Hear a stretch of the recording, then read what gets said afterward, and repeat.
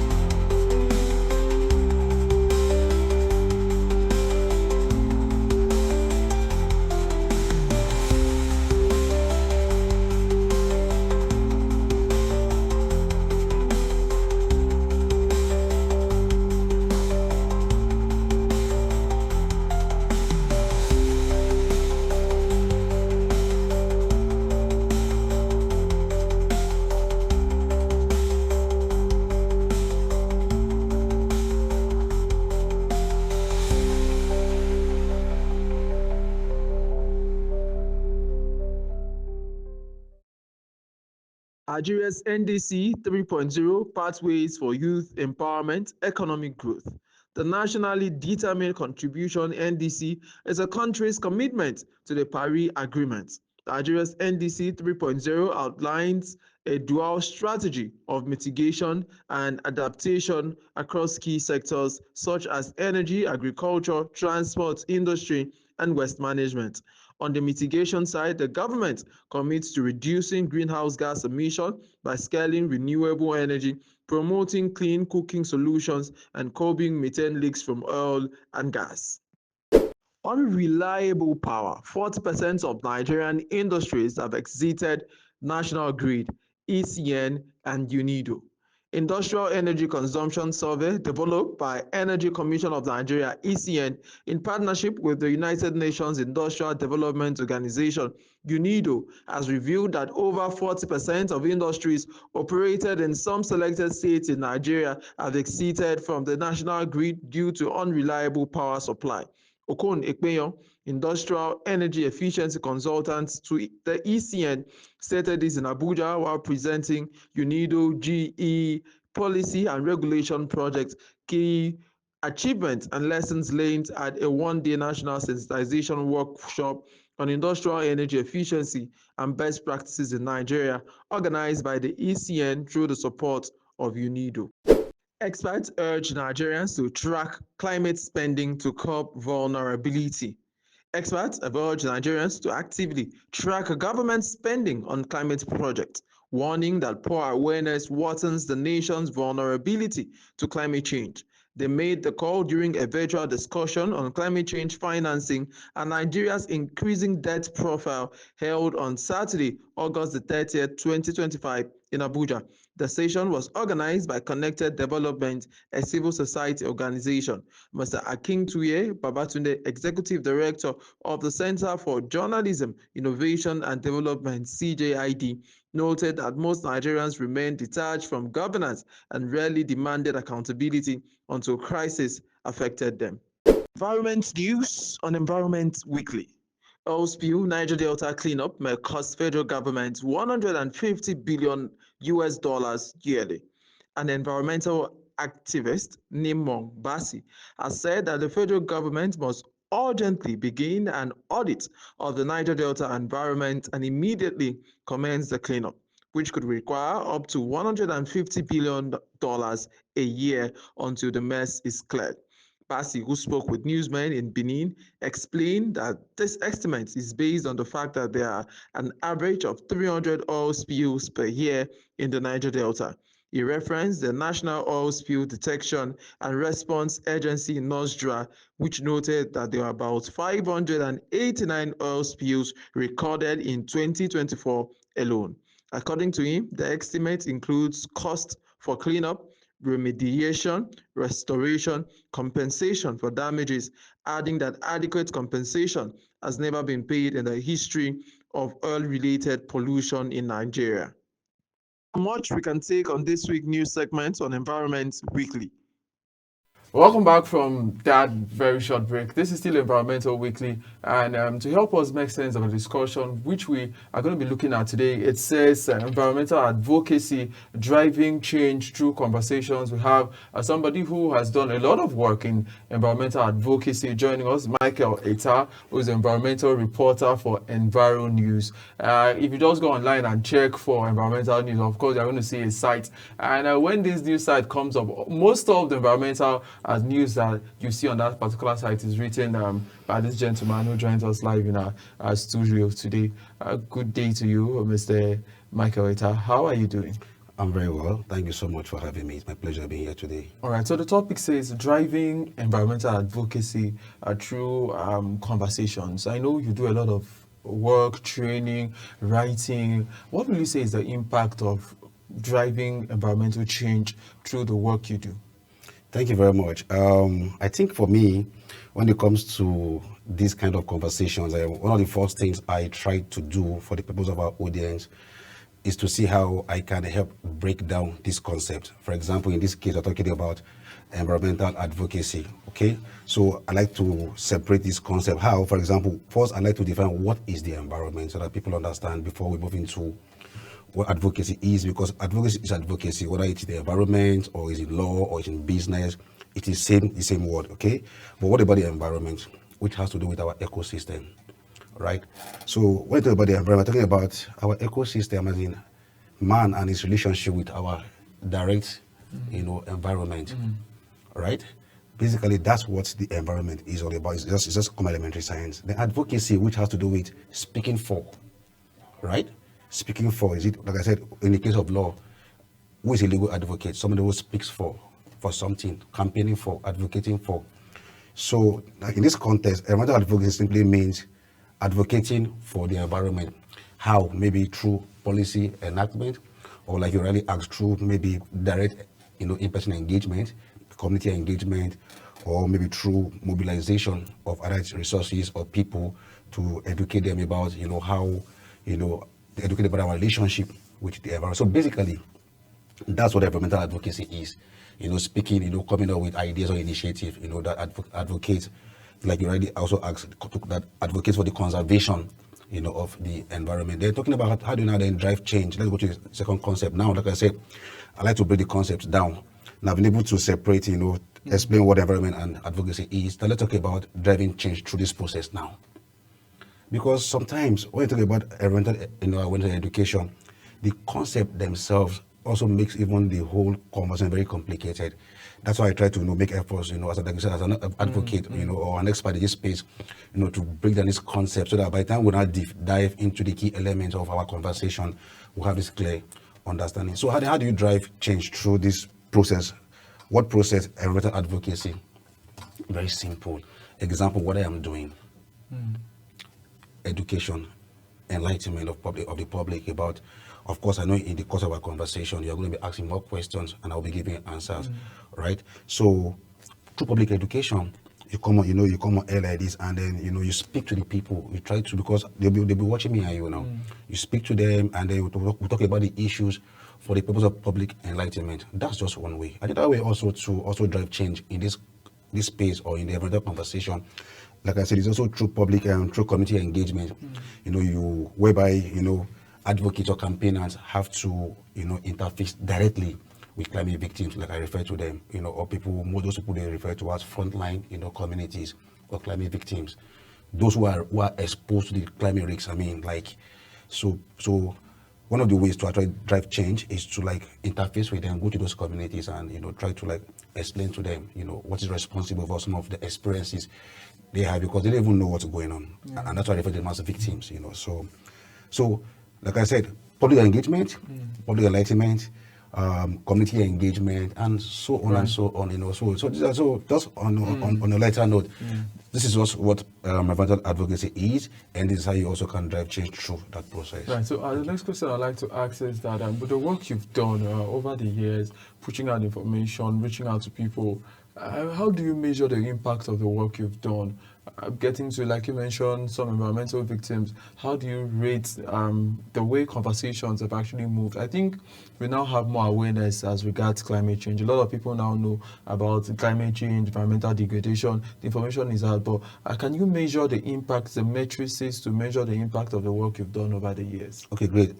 Before I highlight some of my works in the space, I also like to add to what you just said, that there's enough awareness right now. I don't agree with that.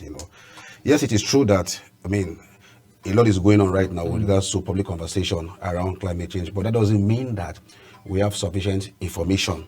You can see what we're even doing. We're still creating that knowledge. Okay, so I don't think we have that sufficient information that would drive the kind of change we are canvassing for, in this space. But however it is, I think with regards to my own work and my contribution, in this sector, I think one story I like to always tell when I come out like this, just to explain how environmental advocacy can actually bring about real life change, is my experience in Bagega, I think, where they had this lead, poison outbreak in 2010, and I think I went to that community in 2012, to go and take online assessment of the impact of that devastation on the community, the people and their livelihoods, And this time I had received, I was in charge of the environment desk, from organizations of the time, and I just received a picture, from the field, whereby I saw a little child of about 4 years old, with a hole, in his head, and I asked what was responsible for that. They now explained to me that it was the consequence, it was the impact of the lead that had caused that child that problem. That's a health challenge anyway.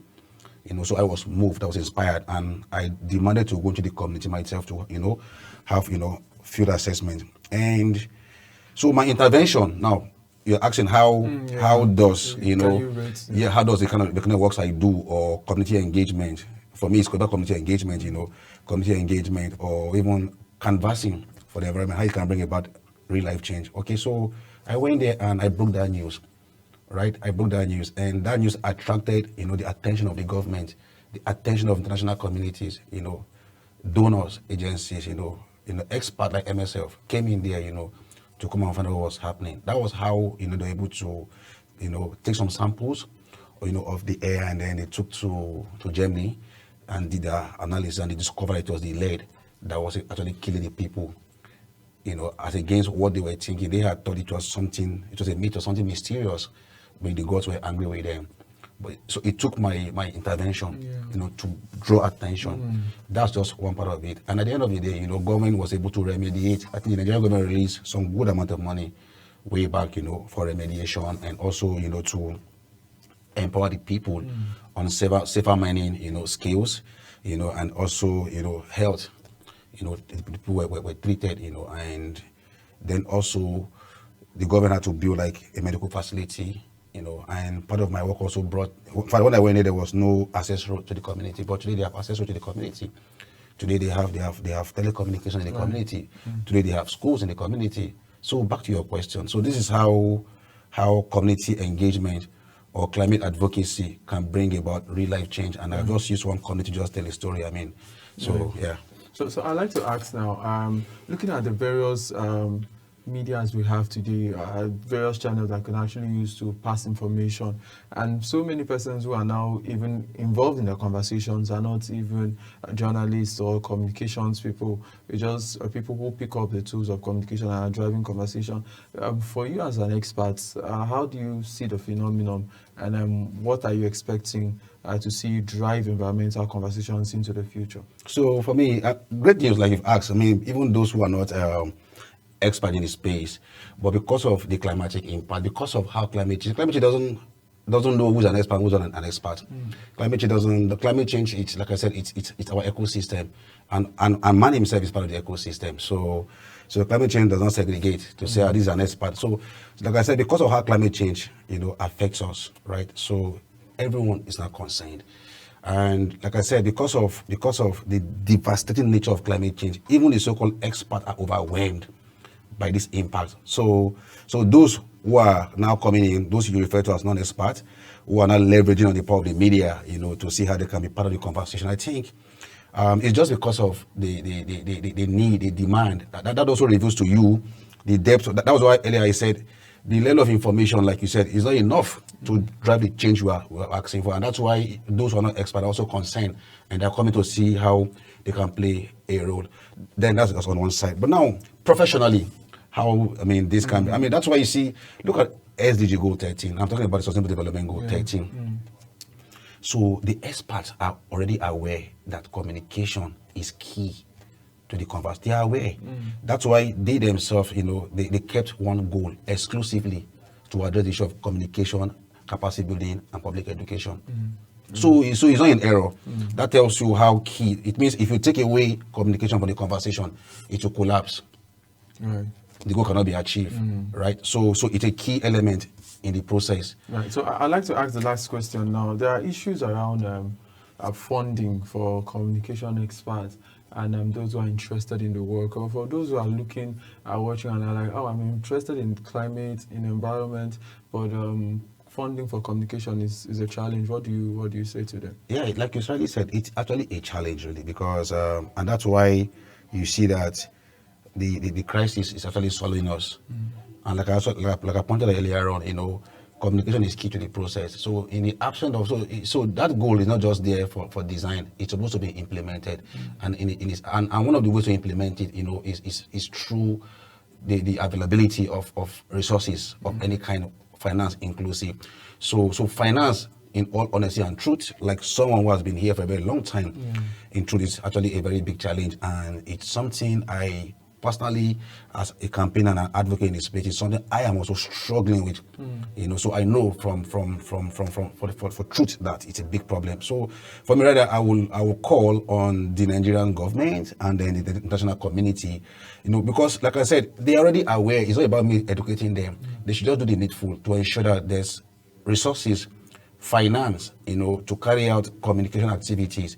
Because like I said, it is through communication you get to educate the public, you get to advocate. Yeah, thank you. So in the aspect of communication, then it's like we just turn around the cycle. We're not actually being sincere about the conversation. All right, so thank you so much, Mr. Michael Etta, coming to the studios. I hope to keep having you as you share your wealth of knowledge and experience with us. We really do appreciate your time with us on the station. It's my pleasure, and thanks for the opportunity. All right, so that's the size of our show. Thank you so much for joining us on today's edition of Environment Weekly. I promise I will bring you another episode next week, same time, same station. We must drive the change we need. And the change, like we say, begins with me and you. Well, the things we do, make sure that when you wake up, you clean your house, you clean your buildings, you make sure that you breathe well, dress well, smell nice. It starts with those small things. We do waste sorting. So as you have your waste, you don't just put polythene, you don't just put biodegradable waste, that's your yam peels and the other things, in the same place. You sort the biodegradable into one space, you sort the polythenes into one place, what we call nylon, and you sort the papers into another place. Waste sorting is one of the easy ways that we can actually keep our environments, keep our spaces very nice, very good, and very clean. Sometimes we walk on the street and we say, the government is not doing enough. But in your little space, in your room, are you making sure that it is clean? And that's what we have to do, right? So on this program, we'll bring you all of the information that you need to make sure that the environment is good for us, the environment is safe for all of us. Until I come your way, same time, next time, my name is Ubong Osora, and I'm saying bye for now.